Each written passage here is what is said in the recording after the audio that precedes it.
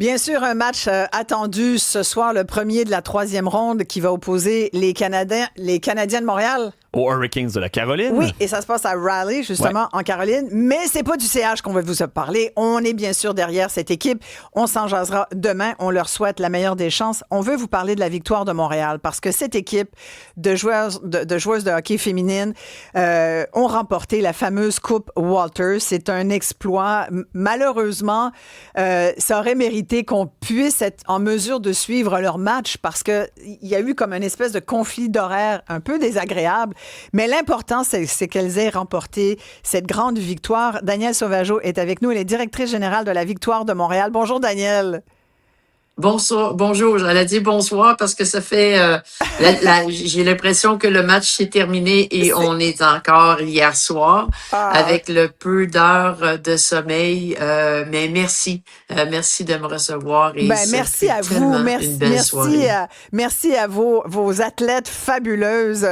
Et sincèrement, on est très fiers. On est très fiers à Montréal. On est très fiers au Québec. Il y a comme une espèce de revanche aussi, Daniel Sauvageau, parce qu'on se souvient qu'il y a beaucoup de membres de l'équipe de la Victoire qui faisaient partie de l'équipe canadienne féminine de hockey à Cortina qui auraient pu avoir l'or puis qui ont finalement remporté la médaille d'argent, c'est bien, mais bon, c'est la deuxième.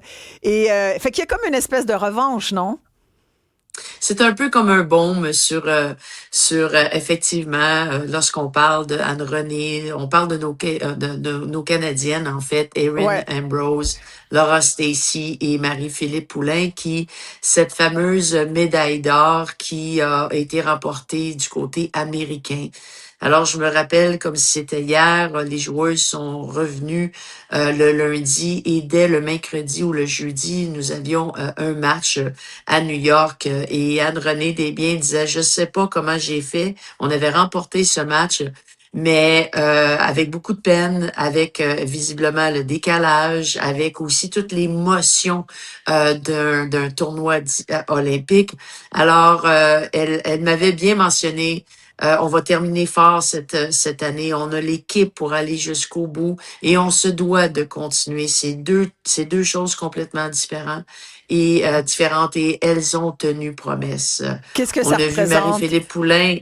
Qu'est-ce que ça représente? Ça Ouais. représente beaucoup pour Montréal, ça représente beaucoup pour le hockey féminin, le mouvement aussi du sport féminin.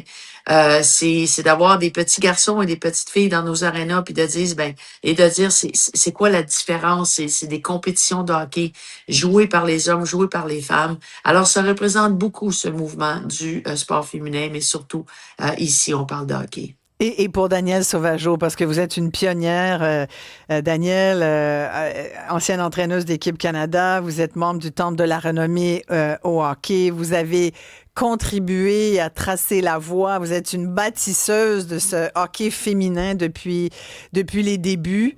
C'est une victoire pour vous aussi, là. Pas simplement parce que vous C'est êtes une la DG de l'équipe, là, mais personnellement, là, c'est énorme ce que vous avez apporté à ce jeu.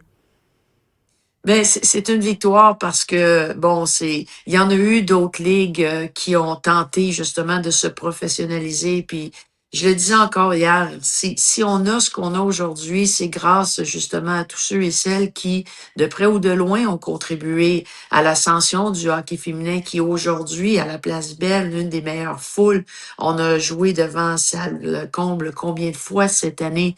Et oui, malheureusement, par disponibilité d'amphithéâtre et d'avoir un horaire qui venait justement en conflit avec l'horaire du Canadien de Montréal. Mais encore là, les gens étaient au rendez-vous. Les Voilà. gens sont là. Alors, plus qu'on en parle, visiblement, plus les gens s'y attachent. On avait des gens, lorsqu'on est arrivé aujourd'hui à l'auditorium de Verdun, qui avaient entendu parler qu'on arrivait. Puis il y a une dame qui est arrivée, elle dit, je suis arrivée trop tard. Puis pour moi, ma mère, qui a aujourd'hui 84 ans, aurait aimé jouer au hockey.